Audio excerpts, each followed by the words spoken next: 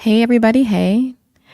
If you are tuning in to the top of this episode, you are listening to That Shift, a business podcast focused on having very raw and unfiltered, transparent conversations about business. Sometimes I share this space with friends and family that are in the entrepreneurial space. Today, it's just me. And if we have not yet met by way of this podcast, my name is Kenyana and I am the host.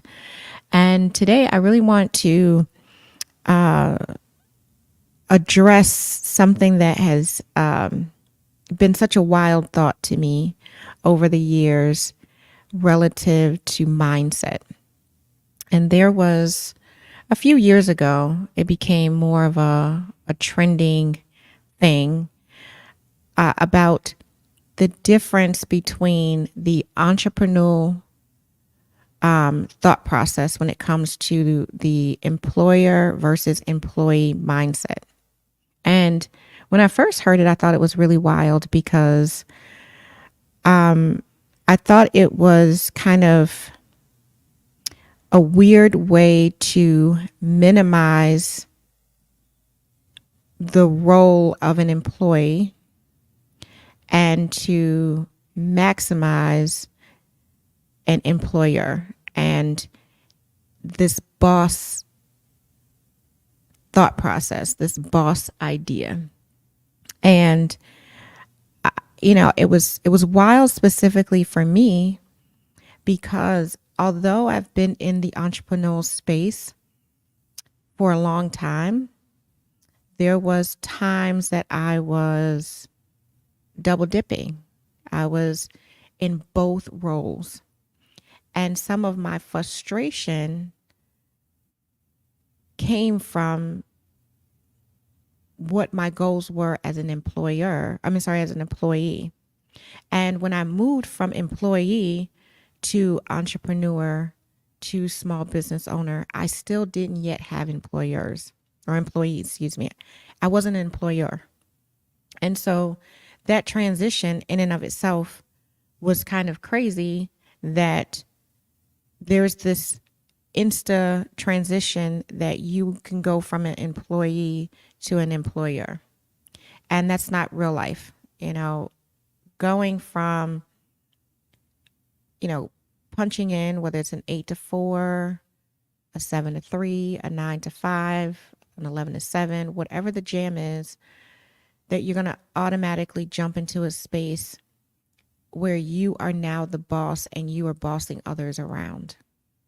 And I felt like it created a lot of misconceptions in that these mistaken beliefs about what would happen, and then also misperceptions in this mistaken understanding of the process of entrepreneurship.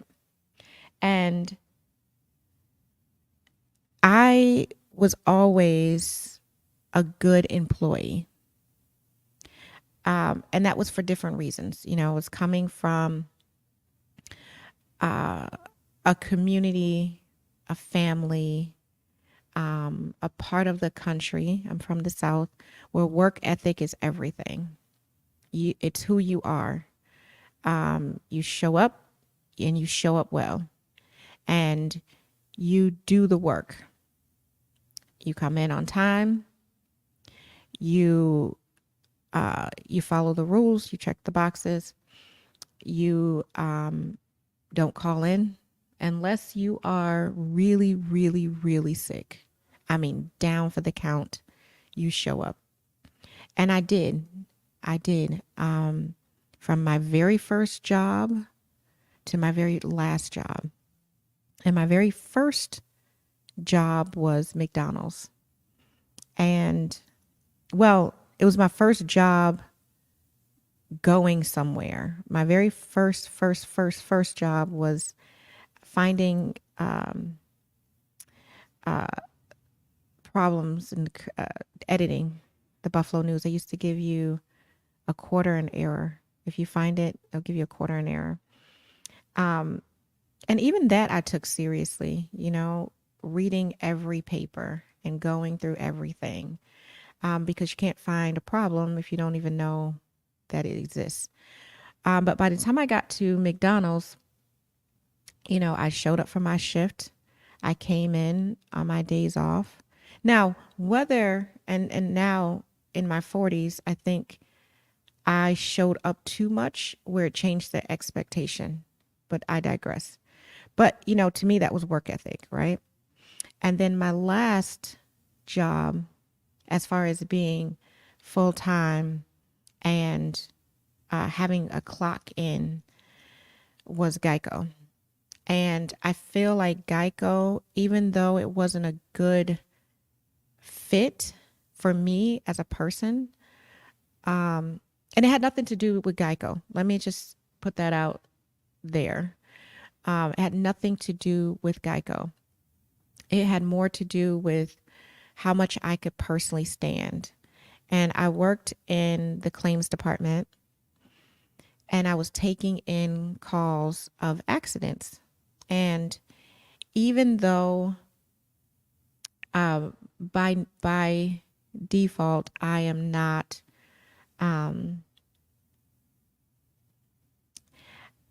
I'm not a sympathetic, I am an empathetic person. And so, it was hard for me. It was hard for me to just ask very simple questions like, are you all right? And not feel some way about a woman who's saying, my child is in the car, or I think my husband is dead, or something along those lines. So it was a challenge for me as a person. However, it was also the best, hands down, work experience, even for me as an employee, because everything that I pulled as an employee, I implemented later as an employer.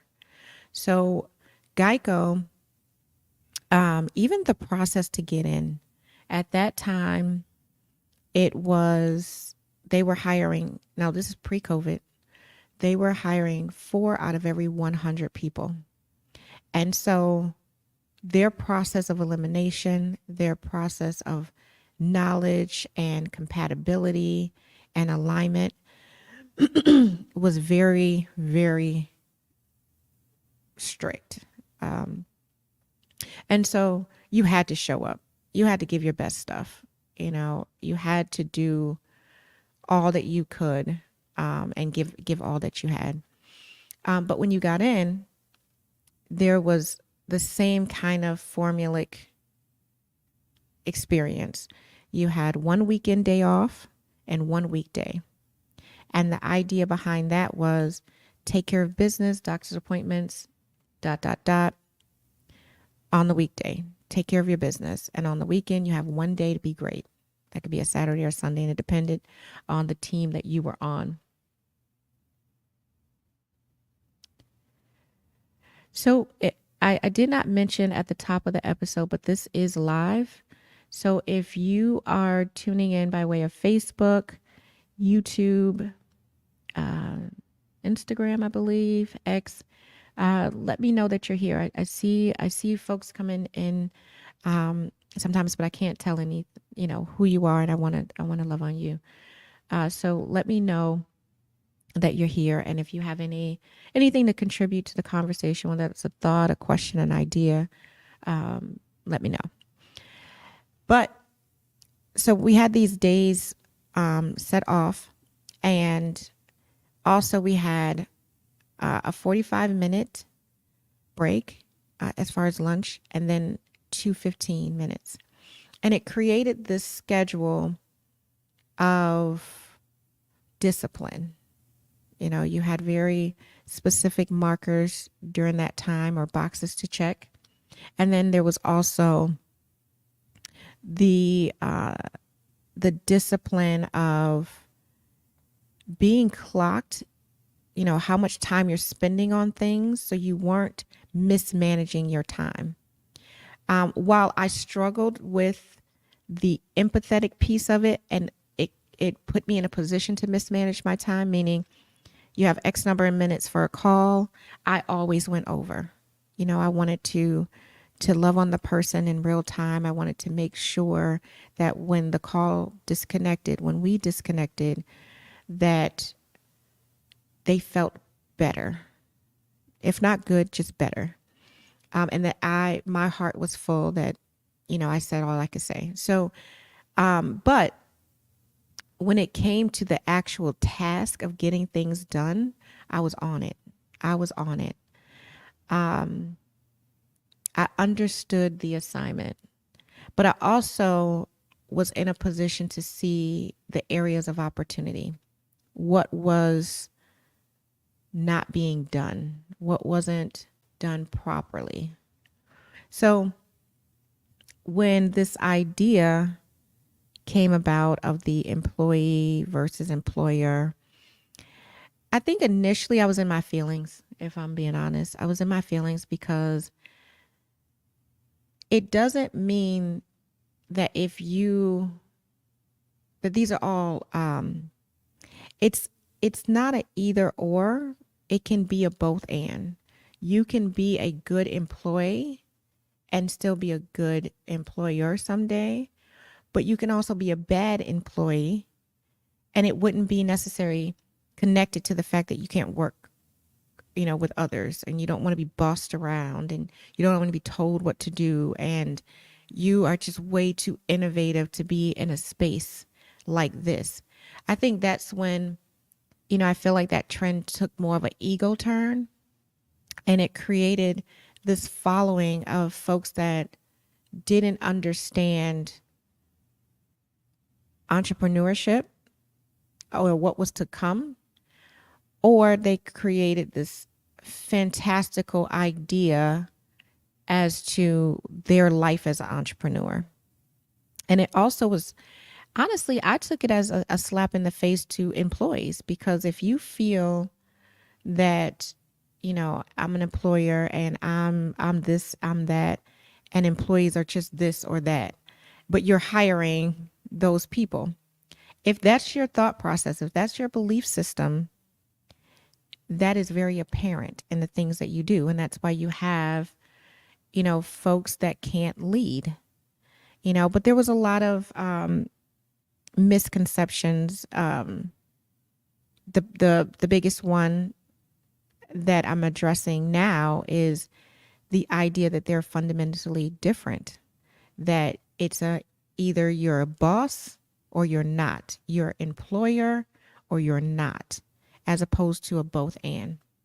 And then with that different mindset, it almost disconnects, whoever's saying it, to not only their actual employees or their potential employees, but it also disconnects from their role as with their clients. So the idea that you have no bosses, meaning you have no one having some sort of input, no one contributing to the outcome, that you are a lone star and that you are deciding everything that's happening. And it's your way or it's the highway. And when you're working with customers and clients, that is so far from the truth. And depending on what you're offering, it doesn't matter if it's a product or a service, what you're offering, who your constituents are, who is buying into this, either actually, handing over cash or credit, whatever's your jam, and how much they are paying determines how much say they have. And it does reposition this idea that you are the only decision maker in this dynamic. So the idea that you're never in a employee kind of mindset is wild, because there's still work that you have to do. There's work that you promised to do, that thinking of an employee is kind of minimizing what it really is. An employee is in a role, right? So that's where you get concepts like entrepreneurship, that they are in roles that even though very high level, you can argue that the goals of an employer and the goals of an employee are different. And something like an employer, their focus and their goal is long term, right? They're thinking out, they're thinking outcome some years from now.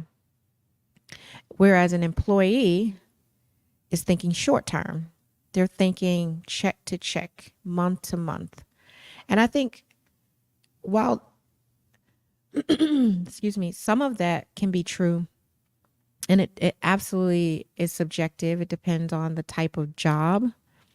But a lot of employees, and I see this a lot, say in education, they are not necessarily thinking short term. They're thinking long term because this is their career.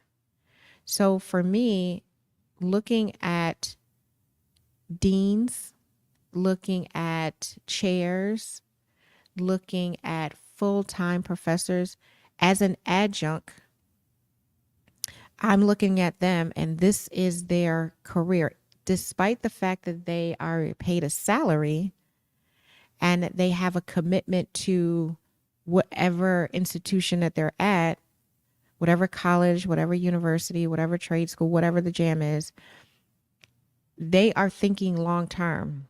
They're thinking about the outcome as well for their career, but then also for the school, for the students, for the community, for the city. So I think that idea that there's, there are two different types of goals and objectives, I think it depends. And I also think that the role, some roles are just as important. And that's why you see that transition or that transferable, not transition, that transfer of roles or of titles. So you still have the CEO of ... in a company, but you can also have the CEO of a company that's their company. So it's still, I initiate this thought because I want to bring to light that the way we're thinking about it is so ego driven, as a collective, when it comes to entrepreneurship. And I don't know if it's, entrepreneurs want to differentiate themselves from the pack, that they want to challenge folks to put some respect on it. The reality of it is, as an employee, it's not all that different sometimes. Not really. Excuse me. So, there are some differences when we're thinking about the outcome of long-term goals. We might be thinking about the health and the financial health of an organization, or, we might be solving different problems at different levels. But I don't think it has to be the devaluing of an employee. And especially when you think about your role in different jobs or a career, for those entrepreneurs that are transitioning into entrepreneurship as a second or third or fourth career, when you really think about your contributions as an employee, they are valid. They are important. They are, a lot of times, the reason that you started the company that you have now, and it was because you were so good at it and you understood the assignment. And so now you are part of another assignment. And then it's the idea that, which is wild too, because employees are so different than entrepreneurs, and that entrepreneurs are sole innovators, and we just come up with all this stuff and we get it done, and we don't have any kind of collaboration, no kind of partnership of thought, no kind of help, which is crazy in the way that you shift from employee to employer, with that idea that employees are sole innovators and they just do it all on their own, means that they have no employees. So there's no shift. There's no shift. So that part is kind of crazy. Crazy. It's all crazy. And also, I think too, with that trend, one of the things that make it challenging for new entrepreneurs to step into that space is that it's almost this delusion that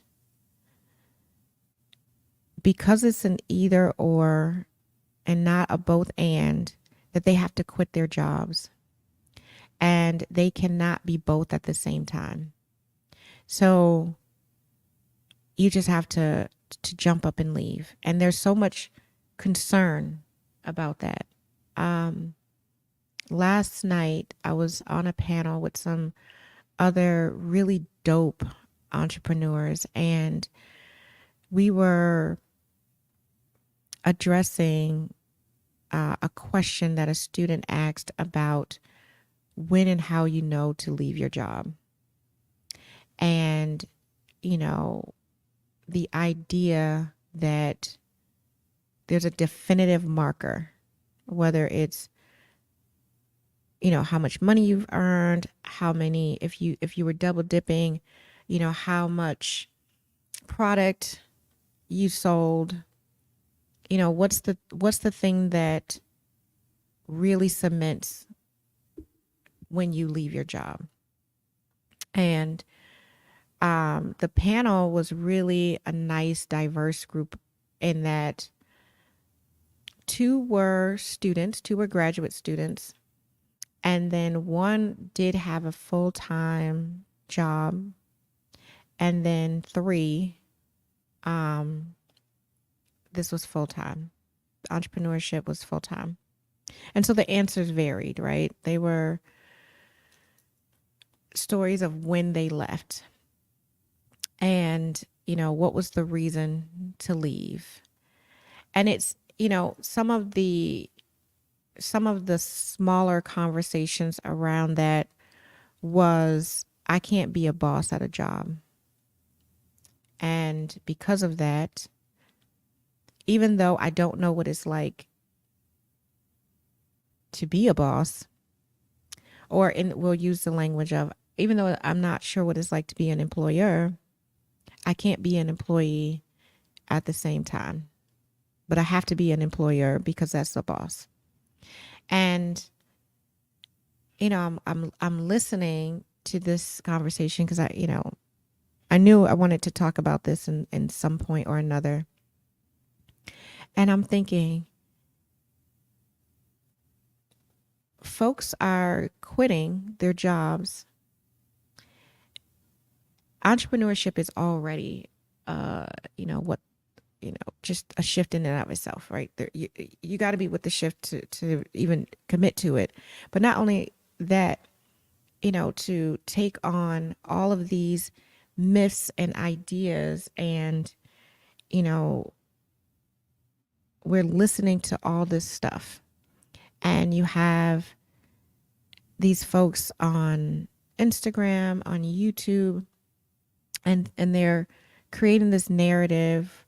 Like, for example, entrepreneurs lead, employees follow. That's not quite true. The building of a company, the building of a business, the development of an organization comes from so many different contributions. And so many leaders within a space create this narrative, create this organization, creates this outcome. Typically, an entrepreneur has an idea and they have something that they want to see. How they're going to do it, sometimes they don't know. who's going to help them do it. Sometimes they don't know how it can be done, if at all. They don't know. And so you put yourself in a space of other leaders, right? That might be becoming a member at an organization. It might be networking somewhere. It might be doing something that puts you in the same space of like mindsets, like thought leaders. And so in that space, you are, some of these folks come on as partners, some come on as employees, depending on what you're doing, come on as interns, and they are helping you lead. They're contributing to the leadership. And that role is not exclusive to the entrepreneur. That support is not exclusive to that. And it's a really mishandled thought as to the contributions of leadership, and it's just kind of putting it to the person that says, I have an idea, as opposed to the folks that contribute to that idea. And we're listening in on these ideas and these thoughts, and in the infancy stages, we all are just taking in because we don't know. And we are defining ourselves inappropriately sometimes based on what we think folks will perceive. So you have a lot of mismatched efforts. You have folks who have not yet made any money in their business with employees. And that can be actual employees that are doing talent work. And then you have employees that are doing kind of support or assistant work. And it's not yet the time. And it's because we are defining the mindset differently. And we are also attaching labels inappropriately. And to do that, sometimes you have to kind of minimize one to make another greater, even though not quite sure what that means. And so the vision has to be different. The effort has to be different. The focus has to be different. The intention has to be different. And that's not always true. That's not always true. That now, let me be clear. And I may have said this a few minutes ago. And good employee does not necessarily make a good employer. And a good employer doesn't necessarily make a good employee. But it's not to say that you can't have been great or be great in both roles. And so last night with the panel and with some of the questions, it was as far as my contribution to the smaller conversations that were happening in smaller circles. Everything doesn't have to happen straight away. It's not a linear process. It's just not. You don't go from, working a full-time job to running a multi 6-figure, 7-figure business. It doesn't really work that way. And some things that make you successful as an employee helps you become successful as an employer someday. And a lot of that is, work ethic. A lot of that is just overall good characteristics. having respect for the different roles, understanding the different roles. I think one of the best things that a person that is considering entrepreneurship or who is in entrepreneurship and thinking about doing something different in the future is learn what it is. Be an employee in a position to kind of see what you need to know and to really just deep dive into those roles. So for me, I like to do it, in a sense of, for example, the academy. I really didn't understand teaching. I knew that when I have shared things, it was received. When I knew something and I passed it on, someone will consider it as I learned something new. I understood that I could do that. But the understanding of neurodiversity and how we learn, how folks learn and how they learn differently, and how do you test that something was learned, not memorized, not, heard or listened to, but understood. And that's where you have, to make sure that something that you're putting out there, there's no misconceptions or no misperceptions of what is being out there. And I didn't know that. I didn't know it.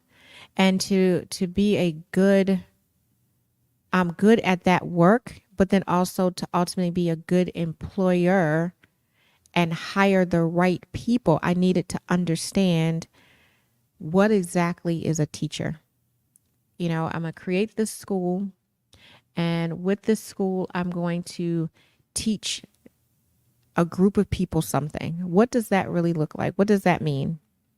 And with language like curriculum, what exactly is curriculum? What exactly is the difference when it comes to resources? What is a way to make sure that folks that are audio learners, folks that are visual learners, folks that are tactile learners, like all of these folks have the same opportunity to learn the same content. I didn't know that. So I became an adjunct professor. I was and still am. I'm still an employee in that space. Are there some, does it look different? Yeah, arguably, there's no time clock, but there's still a commitment to somewhere, to an institution, to say I'm going to show up. I'm going to show up when I said I'm going to show up, and I'm going to do what I said I'm going to do. And while I've heard different thoughts about that they don't, some folks don't consider, say, being an adjunct. And an adjunct is just part-time, as far as language goes. It's just part-time, and you pick your classes when you want to, and you don't have to teach a certain number of classes. You don't have to commit to any particular semester unless, that's a class that that's your jam, that's your specialty, and it's only taught in the spring kind of thing.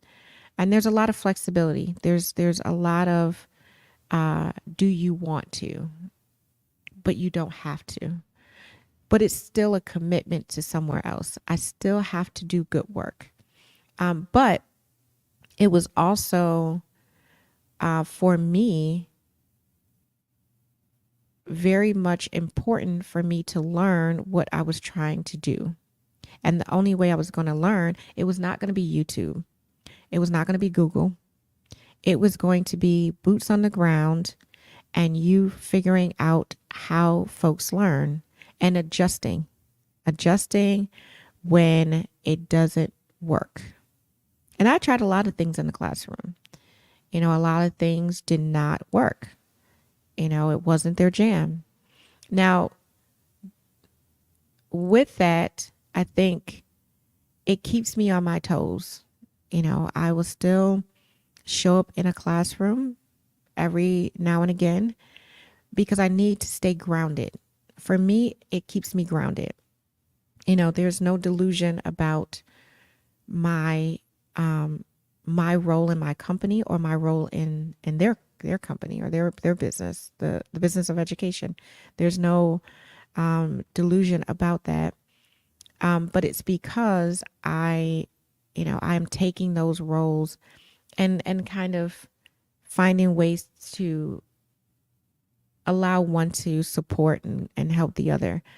Um, so, but that mindset, because there's no difference in the mindset, and it's not because I still teach, it's because the reality of it is I am a better employer because I understand the contributions of an employee. I understand that they, if anybody, is really boots on the ground, not necessarily the employer, right?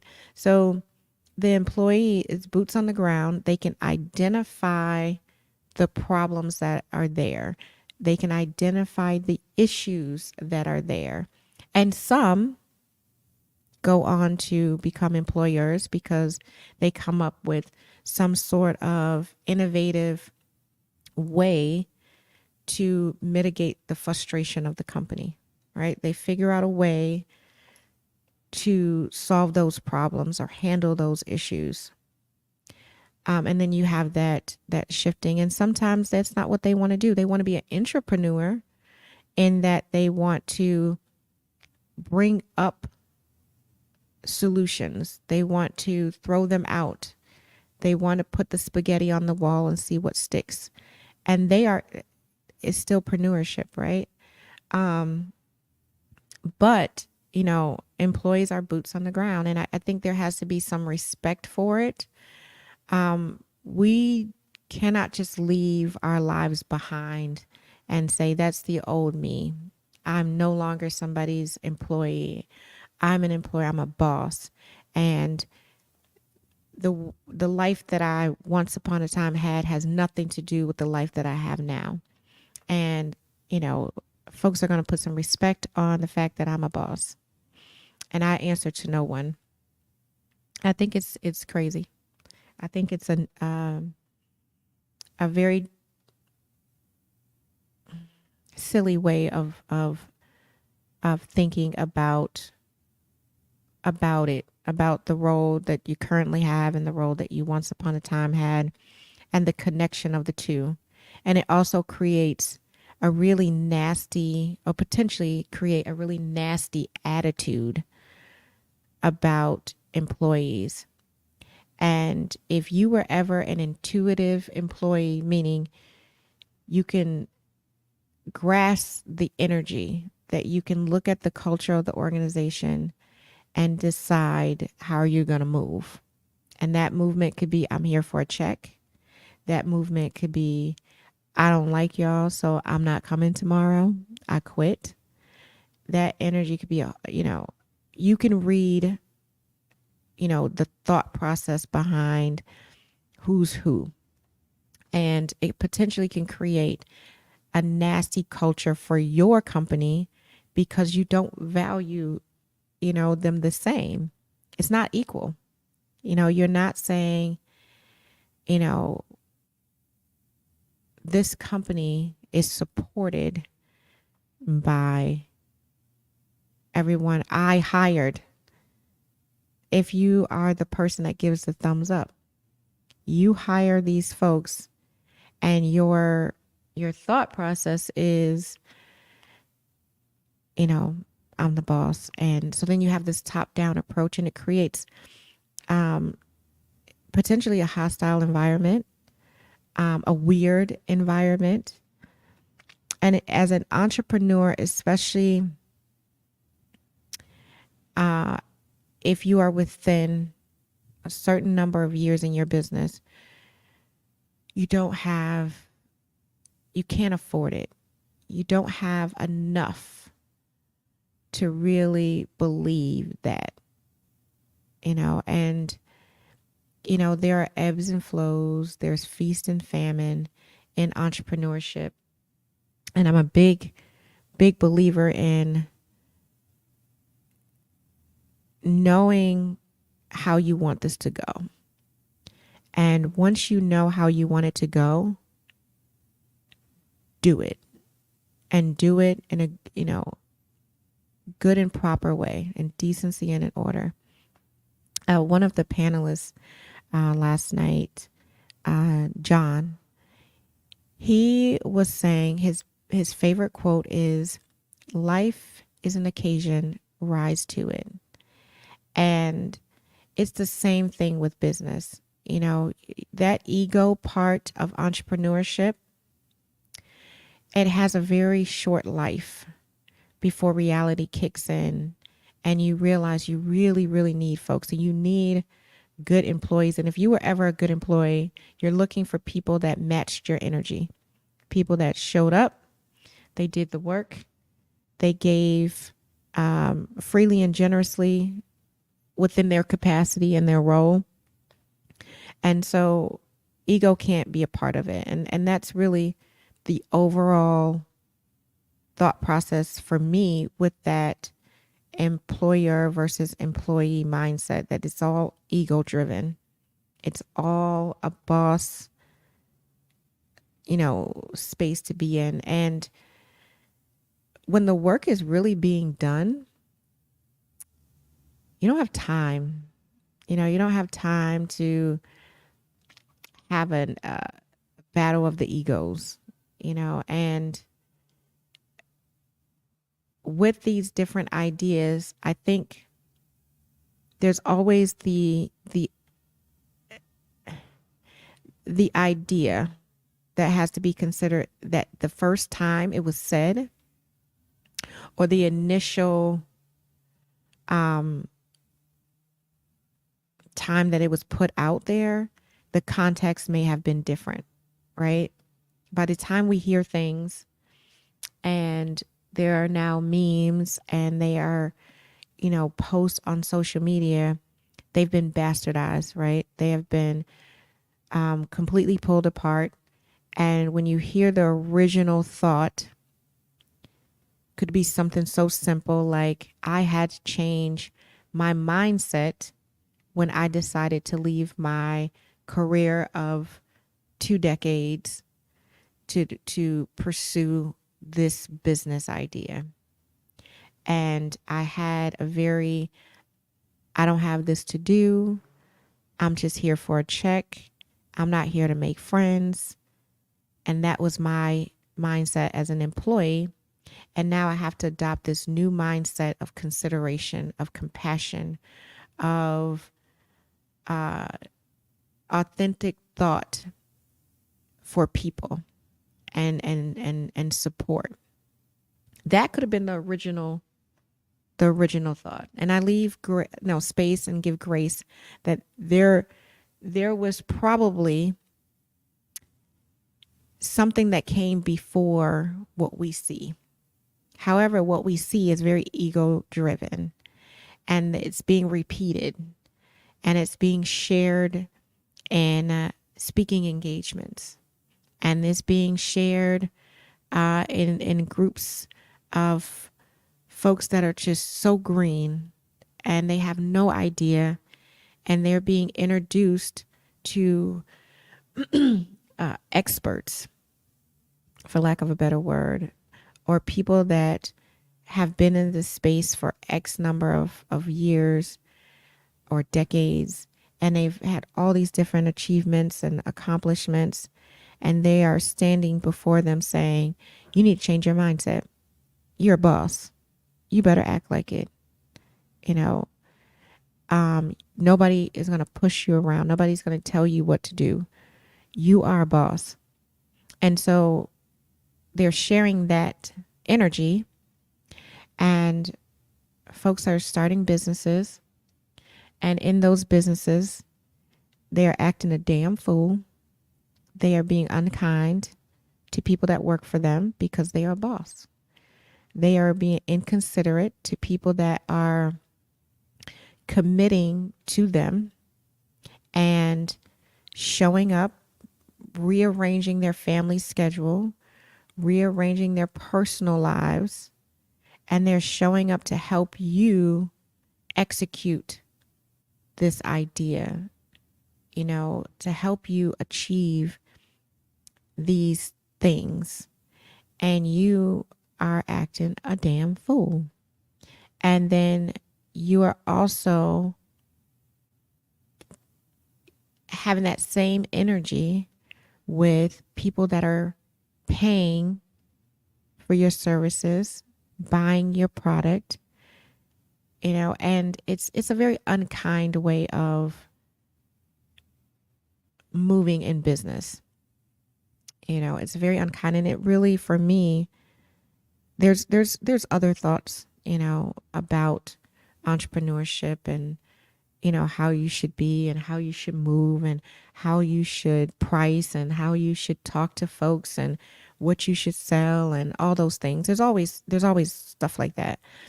But for me, this is one that it just I don't like it. I don't like it. I don't like it. I hate when it's repeated. I hate when it's given to me as an advice. Say I'm working with a client and I have some frustrations or some stuff, and someone, and it's usually not someone I know well, which is wild. Just say we're sharing something, and I might share a particular frustration that I'm currently have or have had, and someone will say something like, "You're nobody's employee," and I'm thinking, okay, this is where we are. This is where we're about to go with this. So it's been shared. I've heard it. I've never said it. I've never said it because I don't know who's coming in when I hire someone or work with someone or collaborate with someone. I never know when that's going to go. And a lot of times they are going to go off to be amazing. And, to kind of shift that weight and, adopt that attitude is, I don't, it's not really my jam, but I wanted to initiate that thought because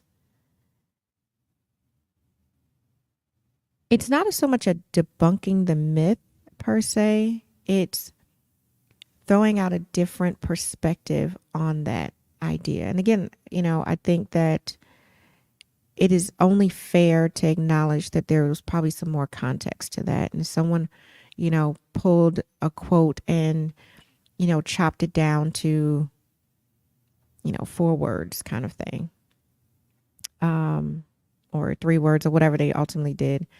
And now this is how we hear it. And this is what is on t-shirts, and it's folks taglines, and, folks are, adding in, that's their personal brand kind of thing. But, the reality of it is they're not completely different. And remembering where you were, and then we can all end up back there. That's the crazy thing too. Like entrepreneurship, we would like for this to be forever. We would like to monetize our talents and our gifts, and we would like to do it all our days. But again, it is feast or famine, and this is not to be negative. This is to be very real about it. Stuff changes. Things change. Your industry changes. You change. You change yourself, and depending on what you have going on and what's at stake, the mindsets, a lot of the thoughts and ideas and characteristics even that requires you to do both, they are transferable. They're transferable. One is not always better than the other. Now, if we're saying, you know, think more like a decision maker. Position your mind for making decisions and making decisions that impact others, as opposed to making a decision that impacts you and maybe your family, but not all of your colleagues. That is a different conversation. That's a different conversation. So that's that thought. If you are tuning in live, let me know what you think about that. We do not have to agree. This is not a platform to bring in all the folks that agree. It's a platform to initiate a conversation about things in business that shift, that shift for folks. Sometimes that shift in this case is just that, how you heard it is how I meant it. But then it's also that shift in mindset of how you're going to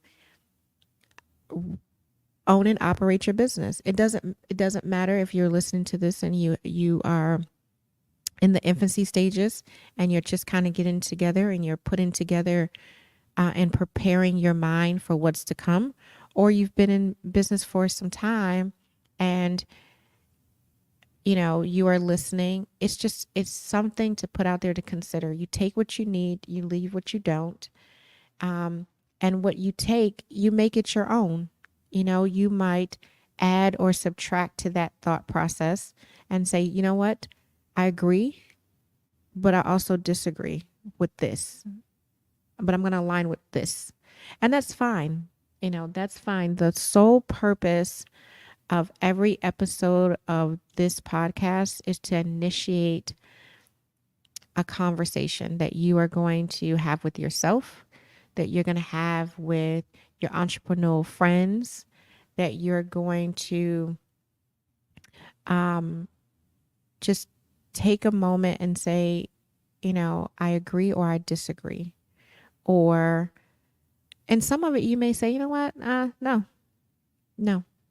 I'm a boss and I'm going to keep the same attitude because I've been successful with it.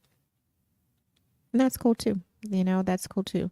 So, and if you are listening to this as a recording, I am active, but I am accessible. I will have this conversation time and time again offline. You can always connect with me through these platforms and share your thoughts. And some things like this might not even apply to you now. This might not be something that you even heard before. And you have just a very raw thought about it. So this episode, like all the others, again, are unedited. It's unscripted. It's unfiltered. It is live. It is what it is. I said what I said, and whomever's with me said what they said. So it doesn't change. It's not manipulated or pulled apart for popularity. Right? We're focused on purpose, not popularity. So I am always around for a good conversation about this. And other things. And with that being said, I'm going to bid you a good day. This show is Monday through Friday. Again, it's live 8:30 a.m. So I will see you tomorrow.